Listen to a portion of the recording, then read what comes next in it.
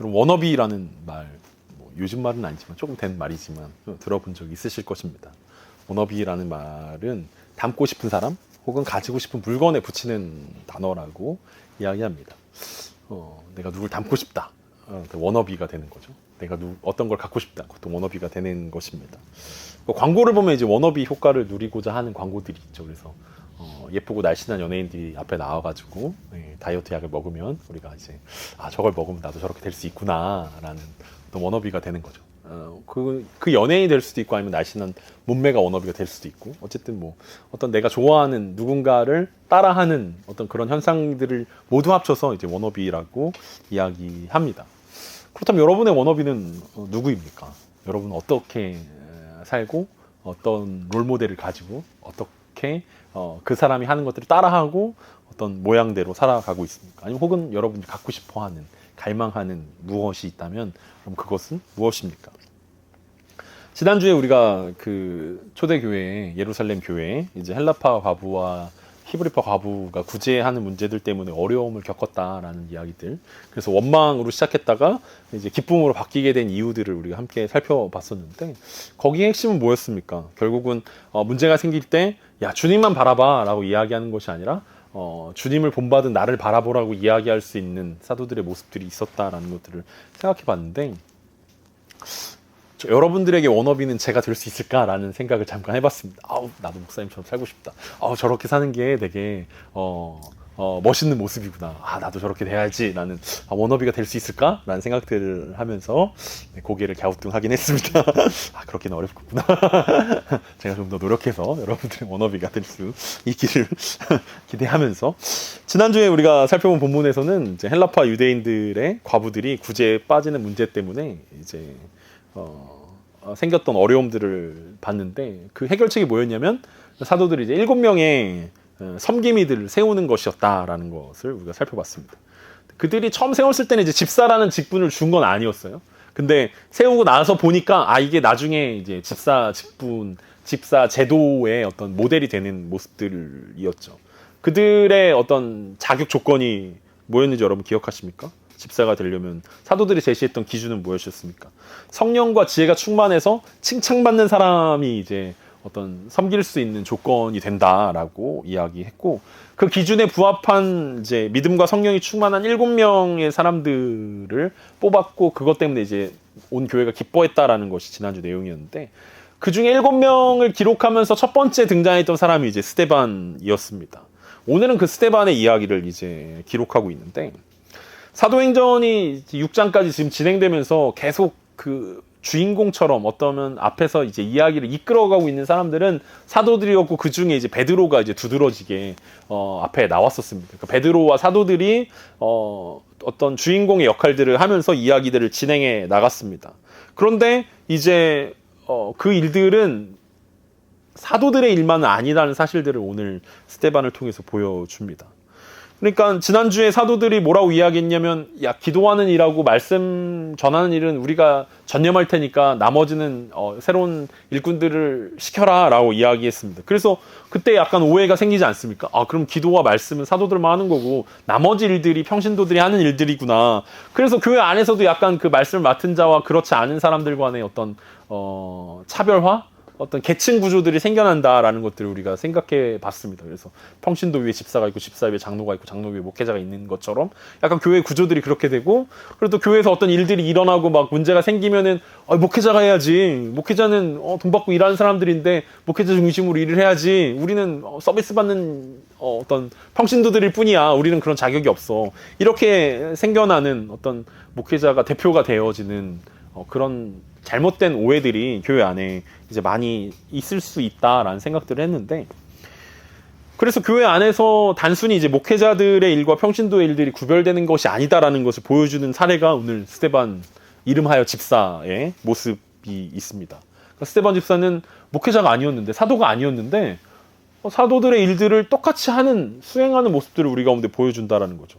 그러니까 그렇게 교회 안에서 말씀과 기도는 목회자들의 일이고 나머지는 성도들의 일이야 라고 구별을 지을 수 없다라는 것들을 스데반 집사님이 오늘 우리 가운데 보여줍니다. 오늘 보면 8절입니다. 8절이 이렇게 시작합니다. 스데반이 은혜와 권능이 충만하여 큰 기사와 표적을 민간에 행하니 그러니까 스데반이 처음 뽑혔을 때는 어떻게 뽑혔습니까? 지혜와 성령이 충만해서 칭찬받기 때문에 이제 뽑히긴 했지만 사실 그 사람을 세웠을 때 원래 의도는 구제하는 일이었습니다. 그러니까 아마 스데반에게는 구제하는 일에 은사가 있다라고 생각되어서 구제하는 사역으로 부르심을 받았다라고 이해할 수 있습니다. 그러니까 셈이 빠르고 계산을 잘하고 사람들을 두루두루 잘 살피고 편파적이지 않고 헬란 말과 히브리 말을 다 할 수 있고 여러 가지 스데반이 할 수 있는 그 재능들이 이 나눠주는 일들 가운데 딱 알맞다라고 생각했기 때문에 스데반을 세웠다라는 거죠. 그러니까 근데 구제라는 것을 하다 보면 여러분들 우리가 상상해 볼 수 있는데 공평하게 빠진 사람 없이 기계적으로 잘 나눠주기만 하면 구제가 잘 되냐라고 했을 때 그렇지 않다라는 것을 우리는 알 수 있습니다. 당시 구제의 대상이 됐던 헬라파, 히브리파 과부들뿐만 아니라 가난하고 어렵고 소외된 사람들을 스데반이 그리고 7명이 찾아다닌다고 생각해 봅시다. 옷과 음식을 가지고 다니면서 이 사람들을 섬겼을 거라는 거죠. 나눠줬을 거라는 것입니다. 공평하게 어려운 사람, 소외되는 사람 없이 잘 나눠주려고 노력했을 것입니다. 집집마다 방문하고 찾아가서 오늘날 택배처럼 집 앞에 뒀습니다. 비대면 배달했겠습니까? 문 두드리고 배달이요 하고 갔겠습니까? 집에 가가지고 직접 찾아가서 손도 이제 만져주고 인사도 하고 기도도 해주고 어떤 사정이 있는지 상황도 들어주고 말벗도 되어주고 이런 일들을 하지 않았겠습니까? 그러다 보면 이제 아픈 사람이 있으면 안수해서 기도해주고 그리고 또 복음이 아직 말씀의 기초가 잘 돼 있지 않은 사람들에게는 말씀도 전하고 하나님의 은혜들을 나누고 간증하고 이런 일들이 동시에 일어날 수밖에 없는 것이 구제 사역이라는 것들을 우리는 생각해 볼 수 있습니다. 그런데 워낙 그 스데반이 이제 은혜와 성령에 충만한 사람이었기 때문에 오늘 뭐라고 표현하냐면 은혜와 권능이 충만했다라고 이야기하지 않습니까? 그러니까 하나님의 은혜와 권능이 충만했다라는 거예요. 그래서 기도할 때 기적이 나타났다라는 거예요. 치유가 나타났다라는 거죠. 말씀을 전할 때 하나님의 은혜가 나타났다라는 거예요. 사람들에게 그냥 개인적으로 찾아가서 구제하면서 하나님의 은혜들을 나눴는데 그 사이에 사람들이 막 은혜 받고 감동 받고 다시 믿음이 불 붙고 그 다음에 치유가 일어나고 기적이 일어나고 그래서 은혜와 권능이 단순히 사도들만의 전유물이 아니다라는 것들을 스데반이 보여줬다라는 거예요. 사도들만 치유할 수 있고 사도들만 말씀을 선포할 수 있는 게 아니라 사도들만 기적을 베풀 수 있는 게 아니라 은혜와 권능이 충만한 누구나 다 할 수 있는 일들이다. 성령이 충만하면 기본적으로 이것이 가능하다라는 것들을 스데반이 우리 가운데 보여줬다라는 거죠. 모두가 가능한 일들이라는 거예요. 그리고 모두가 다 해야 되는 일들이라는 거예요. 단순히 할 수 있냐 없냐 어떤 능력의 문제가 아니라 자연스럽게 되는 일들이라는 거죠. 성령과 지혜가 충만한 하면 은혜와 권능이 자연스럽게 나타날 수밖에 없다라는 것을 스데반이 우리 가운데 보여주고 있다라는 것입니다. 그럼 또 우리 가운데 또 이런 자격지심이 듭니다. 왜 난 안 나타나지? 왜 나는 안 되지? 왜 나는 이런 일들이 일어나지 않지? 라는 생각들이 듭니다. 마지막에 결론부에 가면 왜 그런지 이유가 나옵니다. 그러면서 이 스데반의 일들이 점점 더 예루살렘에 퍼지게 되었습니다. 그러니까 처음에는 사도들의 이름이 높아졌는데 베드로의 명성이 높아졌는데 이제는 스데반과 나머지 6명의 집사들의 이름들도 사람들에게 널리 퍼지기 시작했습니다. 그랬더니 어떤 일이 일어났습니까? 9절과 10절입니다. 이른바 자유민들 즉 구레네인, 알렉산드리아인, 길리기아와 아시아에서 온 사람들의 회당에서 어떤 자들이 일어나 스데반과 더불어 논쟁할세 스데반이 지혜와 성령으로 말함을 그들이 능히 당하지 못하여. 그러니까 스데반이 은혜와 권능이 충만해서 구제사역을 했을 때 그리고 구제사역 안에서 말씀을 선포하고 어떤 치유하고 어떤 이런 일들을 잘 감당했을 때 스데반에게 당장에 반기를 드는 세력들이 나타났습니다. 그들의 이름은 등장하지 않지만 그들은 구레네와 알렉산드리아와 길리기아와 아시아에서 온 디아스포라 유대인들이라고 이야기하고 있습니다.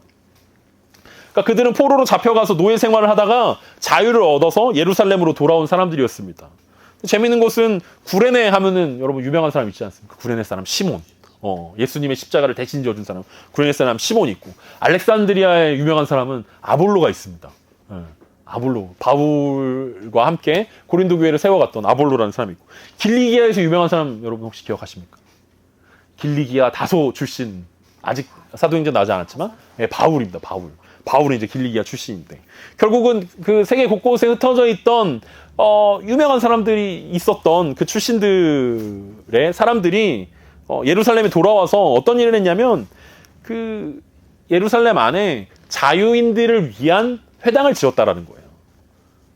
그러니까 이때 당시에 회당은 자유롭게 지을 수 있는 거예요. 그러니까 10명 이상이 되면은, 유대인 10명 이상이 되면 회당을 만들 수 있습니다. 그러니까 당시 예루살렘에 여러 회당들이 있었다라는 거죠. 그 중에 하나는 뭐냐면 자유인들을 위한, 디아스포라 유대인들을 위한 회당이 있었고, 그 출신, 자유인 출신 이 사람들이 신앙생활을 하다가 스데반에게 반기를 들었다라는 거예요. 생각해보면 어쩌면 스데반이라는 이름 자체가 헬라식 이름이기 때문에 이 스데반도 그쪽 출신이지 않을까라고 생각해 볼 수 있습니다. 그러니까 자신들과 함께 유대교 회당에서 신앙생활을 하던 스데반이 어느 날 기독교인이 돼버린 거죠. 근데 그냥 기독교인이 돼서 조용히 살면 좋았을 텐데 그 사람이 갑자기 성령이 충만해져서 예루살렘 곳곳을 누비면서 예수가 그리스도다, 예수가 메시아다, 예수가 구원자다라는 사실들을 선포하는 모습이 꼴보기 싫었다라는 거죠.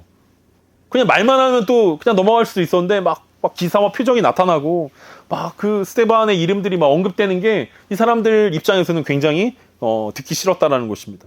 그래서 그들은 더 이상 가만히 있을 수 없다라며 일어났습니다. 그리고 스데반에게 논쟁을 걸어왔습니다. 그냥 한두 번 논쟁했다라는 것이 아니라 더불어 논쟁할세라는 단어는 지속적으로 꽤 여러 번 자주 논쟁했다라는 것입니다. 그러니까 지속적으로 스데반의 사역에 딴지를 걸었다라는 것입니다. 그런데 스데반은 어떤 사람이었습니까? 앞에서 언급했던 것처럼 지혜와 성령이 충만한 사람이었습니다.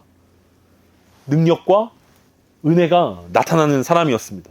그런 사람과 이 자유인 출신의 이 회당에서 유대교 신앙생활을 하는 사람들 간의 논쟁이 잘 이루어질 리가 없었습니다. 왜냐하면 그들이 스데반을 변론으로 이길 수 없는 이유는 너무나 명백했습니다.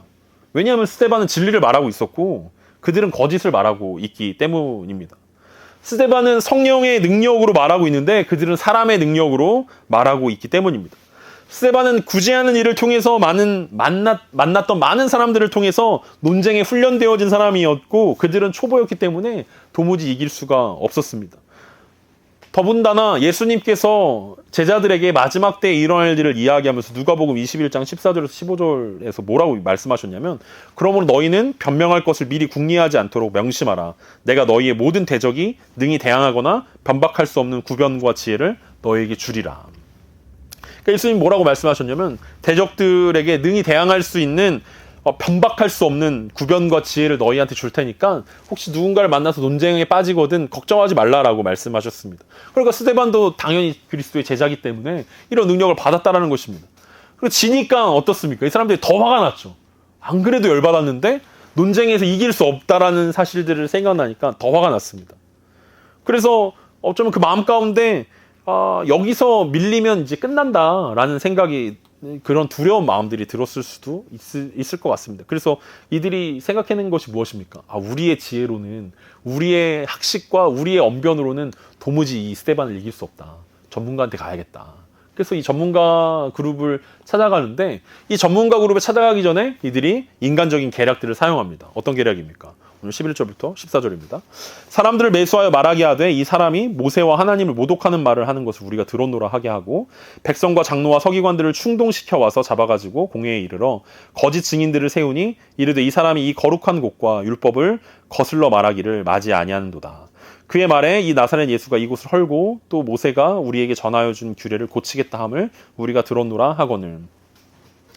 일단 그들이 사용한 방법은 뭐냐면 첫 번째로는 사람들을 매수하는 거였습니다. 거짓 증언을 하게 시켰습니다. 그리고 그것을 소문내게 했습니다. 그러니까 여론 조작을 했다라는 거죠. 사탄의 술수는 언제나 이기는 데 있기 때문에 이런 것을 하는데 거리낌이 없습니다. 어떤 수단과 방법을 사용하더라도 어쨌든 이기기만 하면 되는 거 아니야? 이게 이제 사탄의 방법입니다. 그래서 사탄에 속한 세상 사람들도 똑같지 않습니까? 좀 치사하고 비열해 보이더라도 어쨌든 이기기만 하면 되는 거니까 그런 세상적인 권모술수들로 다른 사람들을 이기려고 노력을 합니다. 그래서 우리가 들었다라고 얘기하게 하라는 거죠. 어떤 걸 들었다 우리가. 스데반이 나쁜 말 하는 것들 우리가 들었다. 스데반이 성정과 어떤 율법에 대해서 나쁜 말 하는 것을 우리가 들었다라고 소문을 막 파다하게 내기 시작했습니다. 그러면서 이 사람들이 했던 방법이 뭐냐면 야 그러면은 이제 우리가 이걸 가지고 산헤드린 공회를 찾아가자. 대제사장과 사두개인들, 바리새인들한테 대신 싸우게 해주자라고 이야기한 것입니다. 스데반이 모세와 하나님을 모독하는 말을 했고, 그래서 조작된 여론을 가지고 장로들과 서기관들을 선동해서 자극하게 만들었습니다. 왜냐하면 이 장로들과 서기관들은 이미 일전에 베드로와 사도들 때문에 곤란을 당한 적이 있지 않았습니까? 그때 내린 결론이 무엇이었습니까? 가말리엘이라는 사람의 중재 때문에 그들이 손을 대진 않았지만, 손을 대긴 됐죠. 채찍질하고 내어 쫓았지만 예수의 이름을 도무지 말하지 말고 가르치지 말라. 이것이 이들의 말이었는데, 이 사도들 말고 또 그렇게 얘기하는 사람이 나타났다. 그 중에 스데반이라는 놈이 악질이다. 얘 우리가 하지 말라라고 아무리 말려도 우리가 도무지 이길 수 없었으니까 우리 선생님들이신 서기관들과 우리 대제사장님이 좀 어떻게 조치를 취해야 되지 않겠냐라고 이야기하는 것입니다. 자기들이 논리적으로 신앙적으로 스데반에게 패배했기 때문에 그 억울함을 풀어달라고 이제 요청하고 있는 것입니다. 그리고 무력을 사용해서 스데반을 잡아왔습니다. 스데반이 몇 날 며칠 감옥에 갇혀 있었는지 우리는 알 수 없지만 이제 드디어 산헤드린 공회가 열렸고 그 앞에 서게 되었습니다. 그리고 시작한 재판에서 어떤 일이 일어납니까? 역시나 거짓 증인들이 나왔습니다. 그 소문을 냈던 증인들 중에 몇 사람들이 공식적으로 증언을 하기 시작한 것입니다. 그들은 공식적으로 이렇게 얘기합니다. 스데반을 향해서 이 사람이 이 죄인이, 이 죽어 마땅한 이자가 이 거룩한 곳, 성전을 이야기하겠죠. 이 거룩한 곳에 대해서 나쁜 말을 했다라고 이야기하는 것입니다.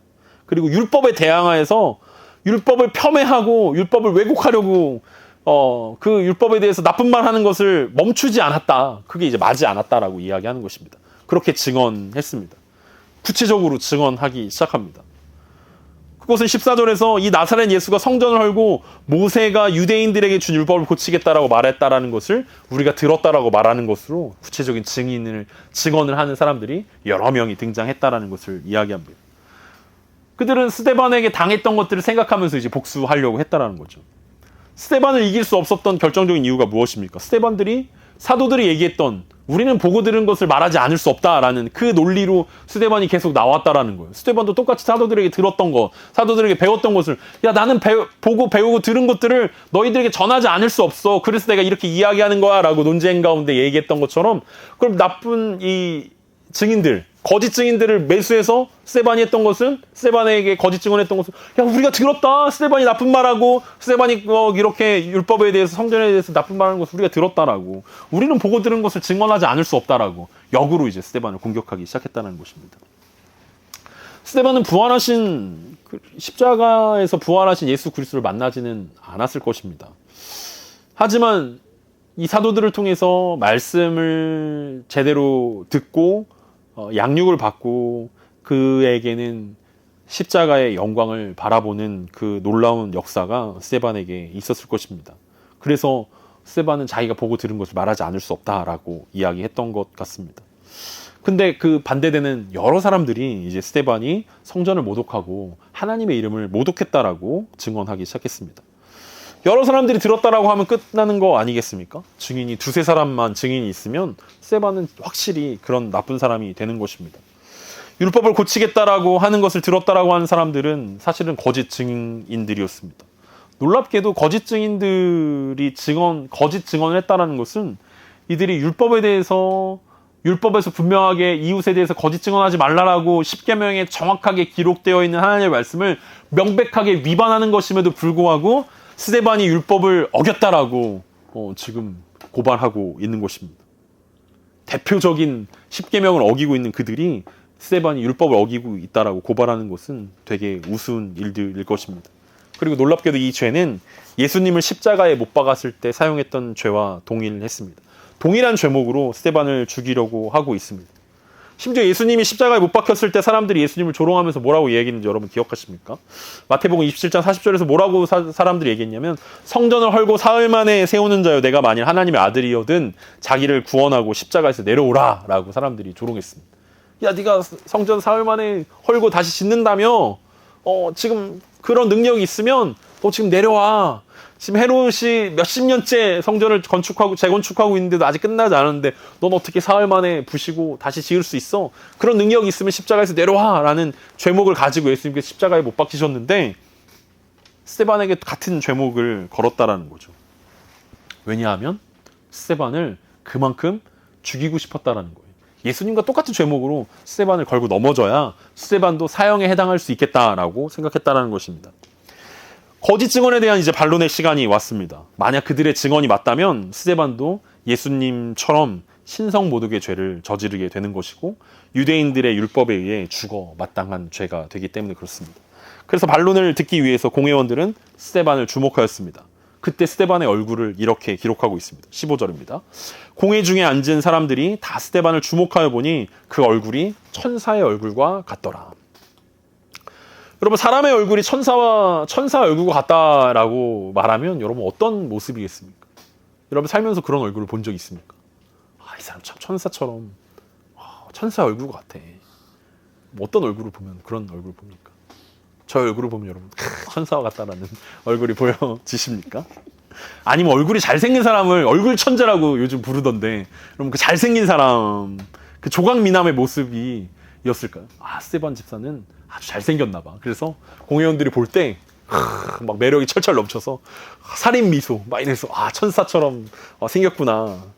왜냐하면 성경에서 천사의 얼굴 같다라고 기록된 사람은 스데반밖에 없기 때문에 그 얼굴이 어떤 것을 의미하는지 우리가 생각해 보기가 참 어렵습니다. 잘생겼다라는 건지 뭐 어떻다라는 건지 조각미남이라든지 우리가 그 다비드상처럼 그렇게 생긴 사람이라든지 뭔지 잘 모르겠지만 어떤 생김새라기보다는 우리가 추측하기로는 빛나는 정도가 아니었을까. 또 왜 연예인들을 직접 보면 후광이 비친다라고 이야기하는데 스데반은 후광이 아니라 전광이 비친 거죠. 그러니까 얼굴 뒤에서 빛이 나는 게 아니라 얼굴 자체가 막 빛나는 그런 모습이지 않았을까라고 생각해 볼 수 있습니다. 얼굴에서 빛이 났다라고 이야기되는 사람은 성경에 딱 두 사람이 더 등장합니다. 누굴까요, 여러분? 네, 구약 성경에 모세 그리고 예수님 딱 두 사람입니다. 모세가 시내산에서 하나님의 영광을 보고 십계명을 받아서 돌아왔을 때 사람들이 모세 얼굴에서 빛이 났다라고 이야기합니다. 출애굽기 39장 29절입니다. 모세가 그 증거의 두 판을 모세의 손에 들고 시내산에서 내려오니 그 산에서 내려올 때에는 모세는 자기가 여호와와 말하였으므로 말미암아 얼굴 피부에 광채가 나나 깨닫지 못하였더라. 그러니까 모세의 얼굴이 빛났던 이유는 뭡니까? 하나님과 대화했다라는 거예요. 모세가 십계명을 받으려고 시내산에 올라가서 하나님과 대화한 이후에 하나님의 임재 그리고 하나님의 영광을 본 이후에 모세의 얼굴이 빛났다라고 이야기합니다. 그리고 나중에 이 이스라엘 백성도 뭐라고 얘기합니까? 너무 빛나서 두려우니까 얼굴을 좀 가려달라고 요청합니다. 너무 그 영광의 빛이 너무 강렬하다라는 거죠. 그 다음 두 번째 사람은 예수님이었습니다. 예수님이 이제 제자들과 함께 기도하러 올라가셨다가 모세와 엘리야를 만났을 때 얼굴과 옷이 하얗게 빛났다라고 이야기합니다. 마태복음 17장 1절과 2절입니다. 엿새 후에 예수께서 베드로와 야고보와 그 형제 요한을 데리시고 따로 높은 산에 올라가셨더니 그들 앞에서 변형되사 그 얼굴이 해같이 빛나며 옷이 빛과 같이 희어졌더라. 그러니까 예수님이 변화산이라는 곳에 올라가셔서 기도하셨을 때 얼굴이 해같이 빛났다라고 언급되어지고 있습니다.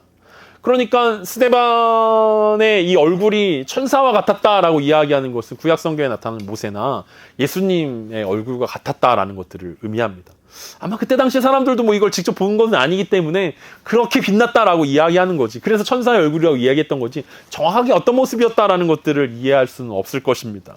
제가 근데 이 말씀을 보면서 그 생각했습니다. 이 스데반 집사의 그 죄목이 뭐였습니까? 이 사람들이 거짓 증언했던 것이 무엇입니까? 모세의 율법을 폄훼했다. 율법을 고치려고 했다. 이게 죄목 아니었습니까? 근데 이 스데반의 얼굴이 모세처럼 빛나게 됐다라는 거예요. 율법을 가져왔던 모세처럼 얼굴이 빛났다라는 거예요. 그래서 야, 이건 정말 하나님의 어떤 사인 아니냐. 이 스데반이 맞고 이 거짓 증언들이 틀리다라는 사인 아니냐라고 이야기했는데 아니나 다를까 존 스토트 목사님이 이 장면이 하나님이 고의적인 의도라고 설명합니다. 야, 이거 하나님의 고의적인 의도다. 이제 스데반의 대적들은 스데반을 모세의 율법을 거스른다고 지적했지만 모세처럼 얼굴이 빛나는 스데반이 옳다라는 것을 하나님께서 인정하는 장면 아니냐. 얼마나 멋진 장면이냐라고 설명하는 것들을 본 적이 있습니다. 하나님의 영광을 바라보고 얼굴이 빛났던 모세 그리고 그 변화산에서 하나님의 영광을 구하며 기도했던 예수님처럼 얼굴이 빛났던 이 스데반의 모습들을 우리는 주목해야 할 것입니다. 왜냐하면 스데반은 은혜와 권능이 충만했고 지혜와 성령으로 말했으며 빛나는 얼굴을 가졌다라고 오늘 성경이 우리 가운데 이야기합니다. 이 정도면 여러분 스데반이 우리의 워너비가 돼야 되지 않겠습니까? 야, 이 스데반처럼 살았으면 좋겠다. 근데 성경의 인물 중에 스데반을 어떤 존경한다거나 스데반처럼 되고 싶다라고 이야기하는 사람들은 별로 없습니다. 왜 그렇습니까? 왜 그럴까요? 스데반은 지금 바울과 비교했을 때도 스데반만한 어떤 믿음과 성령의 충만함을 우리 가운데 보여주는 모습들은 사실 성경의 인물 중에 이 정도의 모습, 천사의 얼굴로 빛났다라는데 왜 우리는 나도 스데반처럼 돼야지? 우리 기도하지 않습니까? 우리 예수님 우리 스데반처럼 될 수 있도록 기도해 주십시오. 왜냐하면 우리가 잘 알고 있는 것처럼 다음 장이 되면 스데반은 바로 이제 순교를 당하게 됩니다. 그러니까 우리의 꿈은 순교가 아니기 때문에 스데반이 이제 워너비가 될 수 없다라는 거죠. 사실 성경에서 성경에 나오는 인물들은 우리의 워너비가 될 수 없다라는 것이 분명하긴 합니다. 성경은 위인전으로 우리 가운데 준 것이 아니기 때문에 나 바울처럼 돼야지, 난 베드로처럼 돼야지, 나는 뭐 요한처럼 돼야지, 나는 바울처럼 돼야지. 이렇게 되면 어떤 일이 일어납니까? 고린도 교회처럼 이제 분열되어지고 어떤 사람이 우상이 되는 일들이 일어나기 때문에 성경은 분명하게 우리 가운데 어떤 인물들이 워너비가 되어서는 안 된다라고 이야기하고 있긴 합니다. 스데반이 가지고 있었던 것들은 그의 능력이 아니라 하나님의 영광이었다라는 것을 우리는 기억해야 합니다. 그러니까 스데반이 가지고 있었던 은혜와 권능 그리고 지혜와 성령 빛나는 얼굴들은 다 스데반이 잘했기 때문에 주어진 것이 아니었다라는 거죠.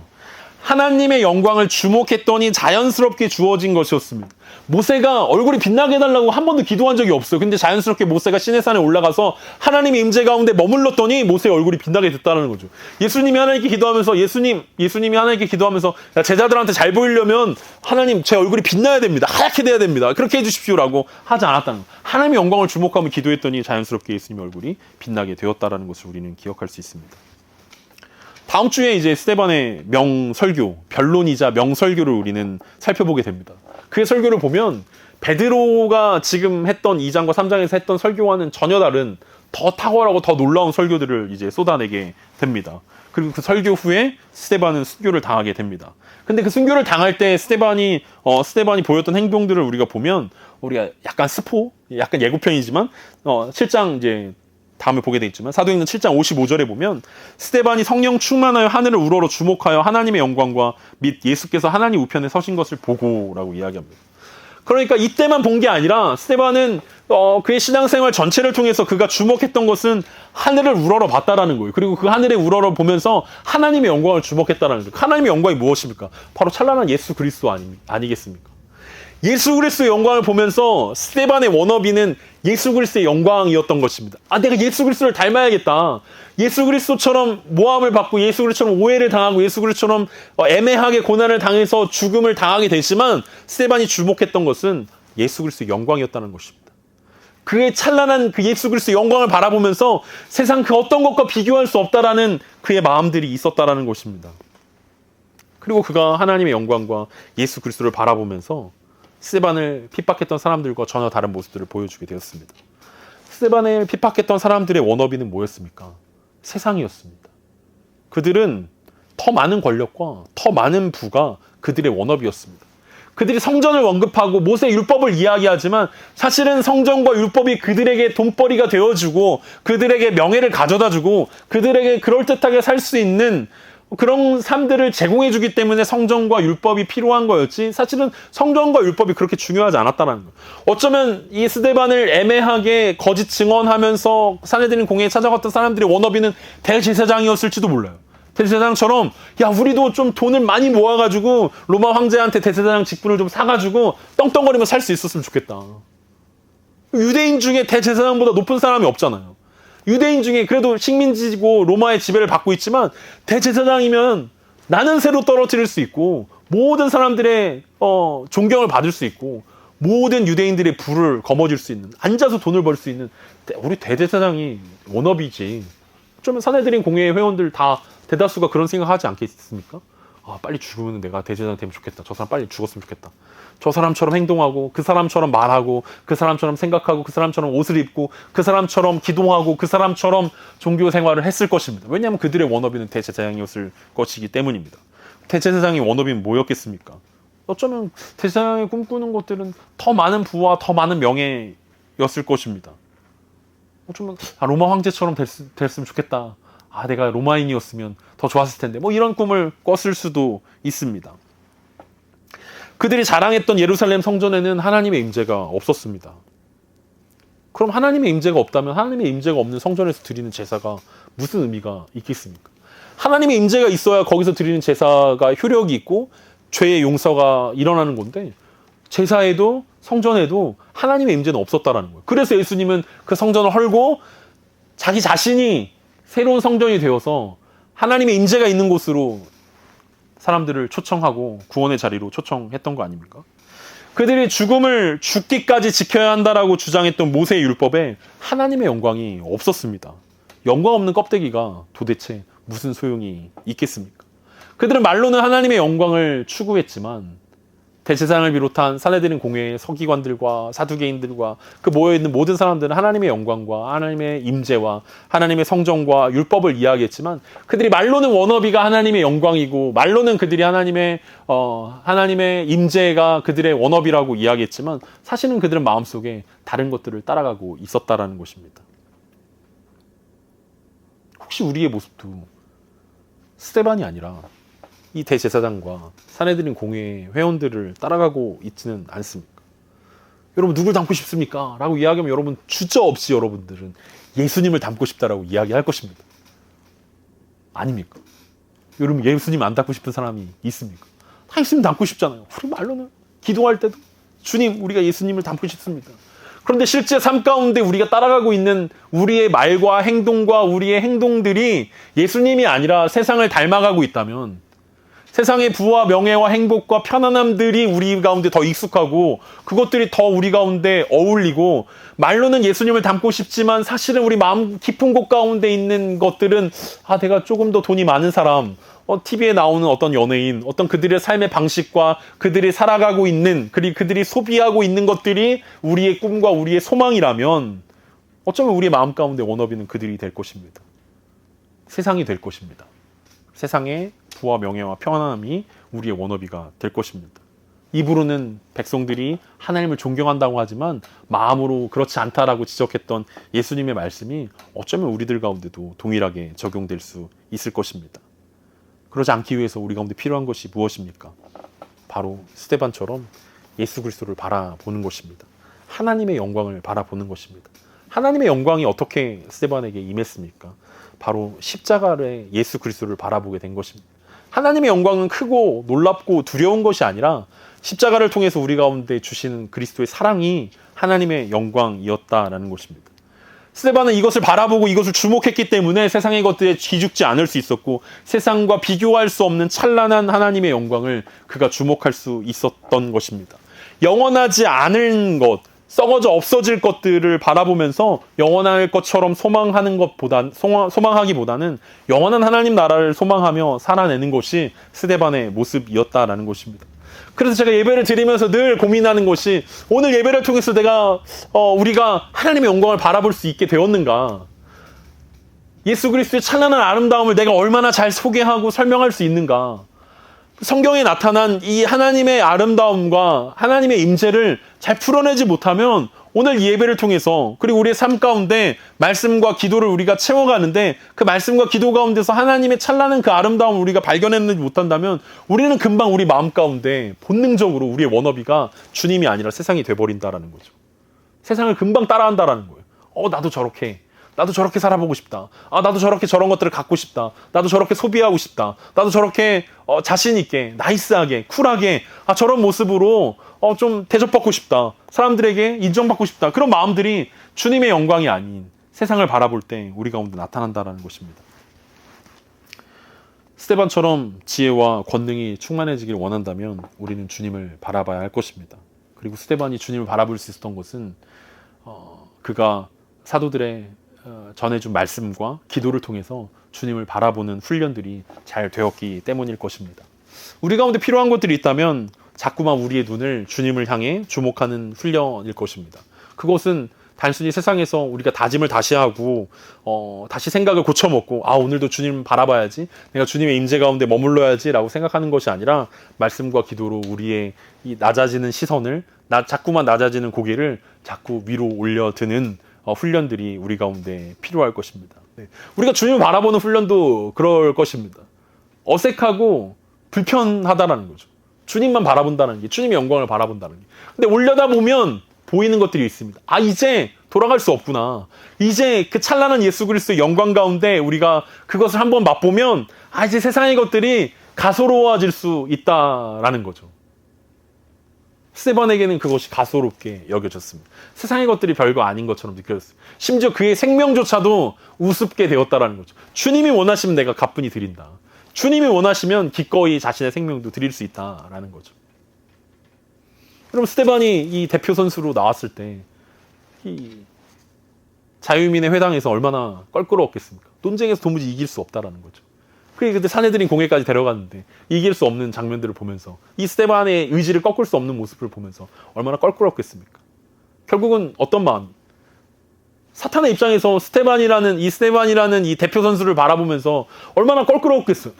이것 때문에 진짜 내가 유대인들 다 낚았는데 이제 내 건데 라고 생각했는데, 이 스데반이라는 대표 선수가 나오면서 이 사람이 곳곳에 나가면서 복음을 증거하고 선포하고 능력과 기적들을 나타내는 모습들을 보면서 사탄의 입장에서는, 사탄에 속한 사람들의 입장에서는 굉장히 껄끄러웠을 것입니다. 이 모습을 보면서 제 모습을 지켜봤습니다. 저랑 비교해봤습니다. 내가 만약에 대표 선수로 나가면 사람들이 껄끄러워할까? 내가 대표 선수로 나가면 사탄이 껄끄러워할까? 만약 우리 교회가 대표 교회라고 이야기한다면, 이 지역에 세워진다면, 우리가 섬겨야 하는 그곳 가운데, 우리가 감당해야 할 그곳 가운데 세워진다면 사람들은 부담스러워할까?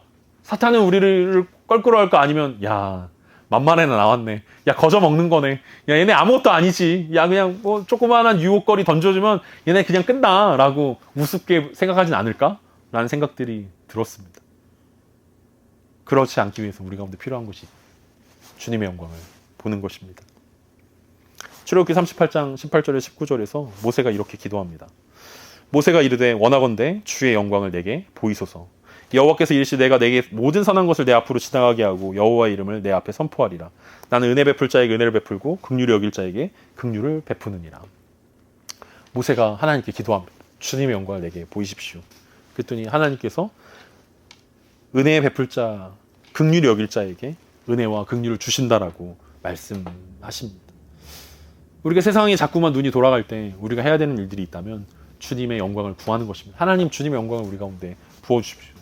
이게 실제적으로 우리 눈 가운데 막 환상이 보여주고 막 이런 뜻이 아니라, 하나님의 그 영광의 아름다움, 하나님의 말씀의 그 깊이와 그 넓이와 어떠한지가 우리 가운데 깨달아지는 것들이 필요하다라는 거죠. 하나님께서 우리가 은혜와 긍휼을 주시면 우리도 스데반처럼 성령과 지혜가 충만하여서 많은 사람들에게 칭찬을 받고 세상 것들 가운데 기죽지 않고 세상이 두려워 떨 수 있는 대표 선수가 돼서 이 땅 가운데 살아갈 수 있는 그 믿음이 우리 가운데 부어지게 될 것입니다. 한 주간의 삶들을 살아가면서 우리 계속해서 주님의 영광을 구합시다. 그리고 세상이 여러분들을 두려워하게 하십시오. 우리가 그 빛나는 하나님의 영광을 바라보면 바라볼수록 우리의 얼굴은 더욱더 빛나게 될 것입니다. 여러분의 말과 여러분의 행동과 여러분의 삶들은 하나님을 더 깊이 바라보면 바라볼수록 더욱더 빛나게 될 것입니다. 사람들과 사탄이 두려워 떨게 될 것입니다. 기도하겠습니다.